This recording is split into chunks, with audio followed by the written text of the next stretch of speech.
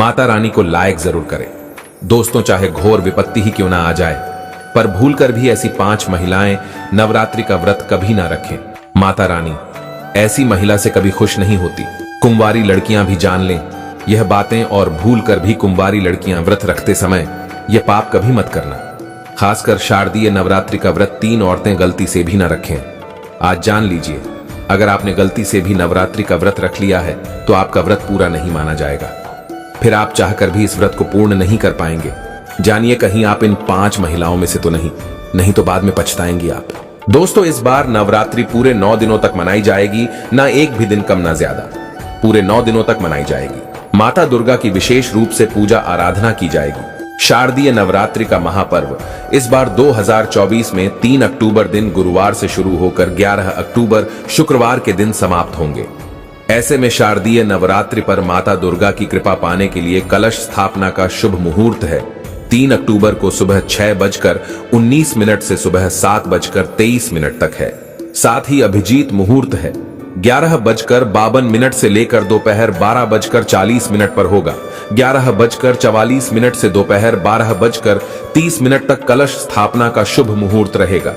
जो व्यक्ति नवरात्रों में माता रानी की पूजा शुभ मुहूर्त में करता है, वो पूजा बहुत ही शुभ मानी जाती है।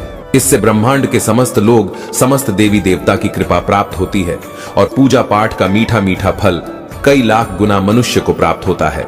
खट्टे फल भी स्वादिष्ट लगने लगते हैं, कड़वाहट जीवन में मिठास भर जाती है। दोस्तों, इस बार के नवरात्रि बहुत ही शुभ माने जा रहे हैं, क्योंकि माता रानी इस बार पालकी पर सवार होकर पृथ्वी लोक पे पधारेंगी। जब माता रानी पालकी पर सवार होकर आती है, तब संसार में खुशियां आती हैं और घर में सुख, समृद्धि, धन, दौलत तथा माता रानी घर से गरीबी का नाश करती है। माता रानी का आगमन होता है। लेकिन क्या आप जानते हैं, कुछ ऐसी महिलाएं भी हैं, ऐसी लड़कियां भी हैं, कन्या भी हैं, जो इस व्रत को ना रखें तो अच्छा है। मान्यताओं के अनुसार आज हम जिन महिलाओं के बारे में बात करने वाले हैं, उन्हें नवरात्रि के व्रत से हमेशा दूर रहना चाहिए। माता के पास भी नहीं आना चाहिए, नहीं तो माता आपसे क्रोधित हो सकती है। आपके साथ कुछ बुरा हो सकता है, आपके पति किसी संकट में आ सकते हैं। तो चलिए जानते हैं। दोस्तों, नंबर 1, तलाकशुदा महिला। शास्त्रों के अनुसार तलाकशुदा महिला या पुरुष नवरात्रि का व्रत कभी न रखें। ऐसा करने से देवी खुश नहीं होती। आपकी जानकारी के लिए बता दें, शादी 2 दिलों का बंधन है, जिसके बंधन में आजीवन रहना होता है, न कि अलग अलग। माता रानी टूटे हुए जोड़े को स्वीकार नहीं करती। टूटे हुए जोड़े का व्रत रखना, पूजा पाठ करना शुभ नहीं माना जाता, बल्कि माता रानी तब प्रसन्न होती है जब आप बंधन में हो। खास तौर से पति पत्नी अगर व्रत रखे तो माता रानी सबसे अधिक प्रसन्न होती है और देती है वरदान। ऐसे में शेरों वाली माता बहुत प्रसन्न होती है, इसीलिए दोनों को मिलकर पूजा पाठ करना चाहिए, ना कि अलग अलग।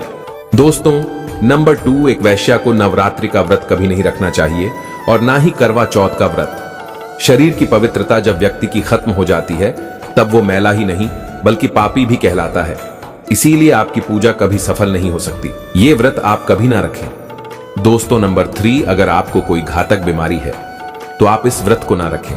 जैसे उदाहरण के तौर पर शुगर की बीमारी, दिल की बीमारी, शरीर में कमजोरी होना, चक्कर आना, बीपी का बढ़ जाना, शरीर में दर्द होना वगैरह वगैरह। तो आप ये व्रत कभी ना रखें, नहीं तो आपके साथ कुछ भी हो सकता है। इसीलिए सावधान रहें। दोस्तों, नंबर 4, अगर आप किसी भी व्रत को दिखावे के तौर पर अपनाते हैं तो शास्त्रों के अनुसार ये घोर पाप माना जाता है। ऐसा करने से आप देवताओं का मजाक ही नहीं उड़ाते, बल्कि आप पाप के भागीदार भी बनते हैं। देवी ऐसे लोगों से प्रसन्न नहीं होती, बल्कि उनको बर्बाद कर देती है। देवता तभी प्रसन्न होते हैं जब आप सच्चे दिल से उन्हें पुकारें और शास्त्रों का पालन करें। दोस्तों, नंबर 5, अगर आपको बार बार गाली देने की आदत है तो आप जितना जल्दी हो सके इस आदत को छोड़ दें। अगर माता रानी को प्रसन्न करना है और व्रत व पूजा पाठ करना है तो जुबान से मीठे बोल ही बोले। अति से ज्यादा कड़वे बोल से माता सरस्वती का अपमान होता है और आप भी पाप के भागीदार बन जाते हैं। दोस्तों, नंबर 6, छोटे बच्चों को व्रत नहीं रखना चाहिए। बच्चे व्रत तोड़ देते हैं, भूख से व्याकुल हो जाते हैं और इस बात का पूरा दोष घर के बड़ों पर आता है। ऐसे में आपका व्रत भी खंडित माना जाएगा। बच्चों के व्रत रखने पर, उपवास रखने पर उनके साथ कुछ भी दुर्घटना हो सकती है, इसीलिए सतर्क रहें। व्रत सूझबूझ के साथ किया जाता है। दोस्तों, नवरात्र आने वाले हैं। ऐसे में ये छोटी चीज घर में लाने से माता रानी दौड़ी दौड़ी चली आती है। यकीन मानिए, हम भी अपने घर पर नवरात्रों में इसे जरूर लाते हैं। मां दुर्गा अवश्य प्रसन्न होती है। यही चीज नवरात्रों पर घर में लाना बहुत जरूरी माना जाता है। तो चलिए जानते हैं। दोस्तों, नंबर 1, कमल का फूल। कमल देवी लक्ष्मी का सबसे प्रिय फूल है। कमल के फूल पर माता लक्ष्मी विराजमान है। नवरात्रि में कमल का फूल देवी लक्ष्मी को अर्पित करने से माता की कृपा सदैव बनी रहती है। दोस्तों, यकीन मानिए, खास तौर से नवरात्रों में माता लक्ष्मी को कमल का फूल हम जरूर अर्पित करते हैं। इसीलिए आप भी करें और देखें चमत्कार। दोस्तों, नंबर 2, 16 श्रृंगार। 16 श्रृंगार का सामान नवरात्रि के दौरान घर में लाना बहुत ही शुभ माना जाता है। ऐसे में घर के बने मंदिर में स्थापित करने से मां दुर्गा की कृपा सदैव घर पर बनी रहती है। शास्त्रों में प्रावधान है कि नवरात्रों के दिनों में श्रृंगार का सामान मंदिर में होना बहुत ही आवश्यक है। ऐसा करने से मां दुर्गा की कृपा सदैव घर पर बनी होती है। दोस्तों, नंबर 3, सोना या चांदी के सिक्के जरूर रखें। शास्त्रों के अनुसार सोने चांदी से बने किसी भी धातु को खास तौर से नवरात्रि के 9 दिनों तक मंदिर में रखना बहुत ही शुभ माना जाता है। नवरात्रि के दिनों में चांदी और सोना घर में लाने से इसका फल कई गुना बढ़ जाता है। इसीलिए चांदी या सोना माता के पास अवश्य रखें। माता बहुत प्रसन्न होती है। दोस्तों, नंबर 4, शंख व गंगा जल। धर्म शास्त्रों के अनुसार नवरात्रों के अवसर पर शंख घर में जरूर लेकर आए। माना जाता है कि जिस घर के मंदिर में शंख नहीं रखा होता तो वहां पर देवी देवता कभी वास नहीं करते। शंख का बड़ा ही महत्व है। नियमित शंख को बजाने पर कई गुना सकारात्मक ऊर्जा प्राप्त होती है, जो कीटाणुओं व नकारात्मकता को नष्ट करती है। धन की देवी मां अति प्रसन्न होती है। वही धर्मशास्त्रों के अनुसार जिस घर के मंदिर में गंगाजल नहीं होता तो वो घर अपवित्र माना जाता है। गंगाजल मंदिर में अवश्य रखा होना चाहिए और बात जब नवरात्रों की हो तो गंगाजल जरूर होना चाहिए। दोस्तों, नंबर 5, मोरपंख। नवरात्रि में मां सरस्वती का प्रिय मोरपंख घर लाकर मंदिर में रखने से कई सारे फायदे हैं। खास तौर से नवरात्रों के दिनों में मंदिर में मोरपंख जरूर रखें। ऐसा करने से मां दुर्गा बहुत प्रसन्न होती है। दोस्तों, यकीन मानिए, नवरात्रों के 9 दिनों तक माता रानी के पास मोरपंख हम जरूर रखते हैं। मोरपंख आप कितने भी रख सकते हैं। दोस्तों, भूल कर भी माता रानी को ये चीजें कभी अर्पित मत करना, नहीं तो सारी जिंदगी बर्बाद रहोगे। दोस्तों, नंबर 1, नवरात्रि के दौरान शादीशुदा महिलाओं को सफेद कपड़े पहनकर पूजा पाठ नहीं करना चाहिए। साथ ही साथ काले कपड़े भी नहीं पहनने चाहिए। इससे पूजा, व्रत आदि खंडित हो जाते हैं। माता की चौकी जब आप लगाए तो उसके नीचे कागज नहीं लगाना चाहिए। माता की चौकी हमेशा लाल कपड़ा बिछाकर ही बनानी चाहिए। हमेशा याद रहे, नवरात्रों के इन 9 दिनों तक व्रतधारी को अपना आसन मां की चौकी के आगे ही लगाना चाहिए और वहीं पर आपको सोना चाहिए। मंदिर को नवरात्रों के दौरान अकेला नहीं छोड़ा जाता, बहुत ही अशुभ माना जाता है। इससे दुर्गा माता नाराज हो जाती है और हमेशा के लिए चली जाती है। दोस्तों, नंबर 2, नारियल। हिंदू धर्म में नारियल को समृद्धि, धन, श्रद्धा और सम्मान का सूचक माना जाता है। नारियल को श्रीफल भी कहा जाता है। नारियल को सुख समृद्धि में वृद्धि करने वाला माना जाता है। नारियल का हर मांगलिक कार्य में विशेष महत्व होता है। जैसे कि आप सभी जानते हैं कि माता रानी के कई मंदिरों में नारियल से बलि भी दी जाती है और माता रानी के पूजन में नारियल का इस्तेमाल हम सभी करते हैं।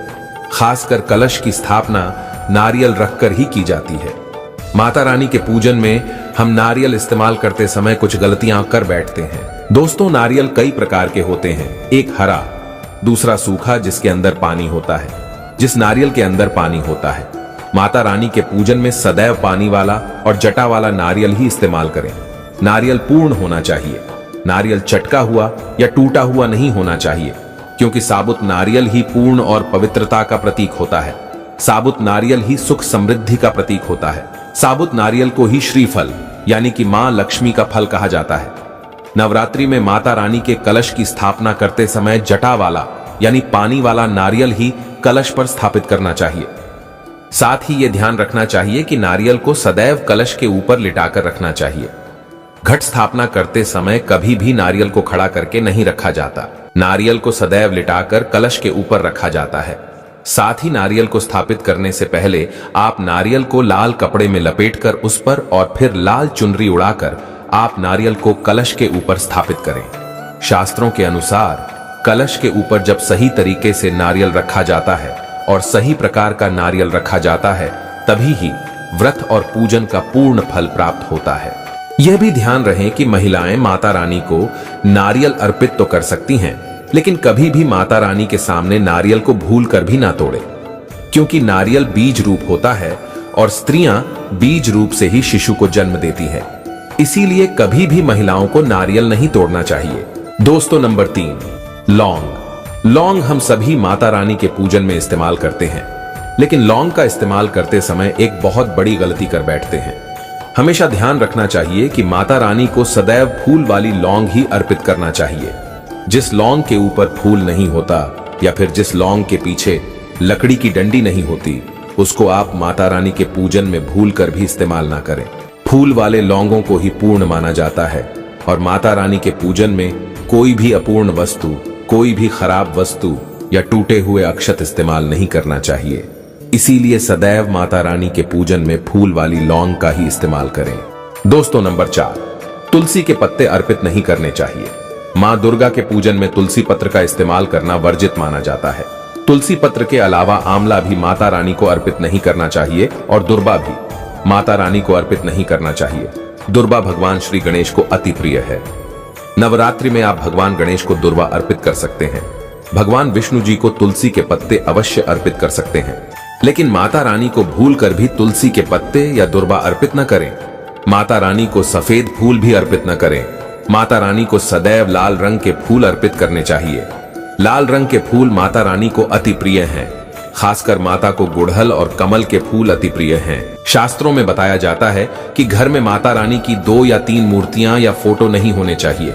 इस बात का भी आप विशेष ध्यान रखें कि माता रानी के पूजन में कोई भी खंडित चीज इस्तेमाल न करें। खंडित चीज जैसे कि चटका हुआ या टूटा हुआ दीपक या फिर चटका हुआ कोई बर्तन।